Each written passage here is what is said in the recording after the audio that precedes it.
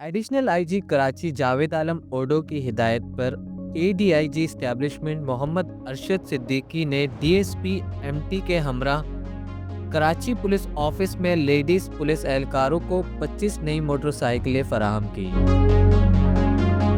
اس منصوبے کا مقصد پولیس کے گشت اور رسپانس ٹائم کو بہتر بنانے اور driving licence holder ladies police کو ٹرانسپورٹ کی سہولت کی فراہمی کو یقینی بنانا ہے۔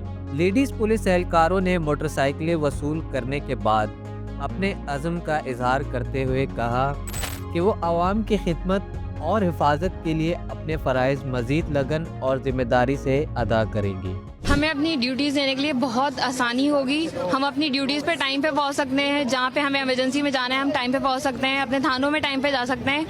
کراچی پولیس عوام کے تحفظ اور امن کے قیام کے لیے مسلسل کوشاں ہے اور اس طرح کے اقدامات سے اس مشن کو تقویت ملے گی۔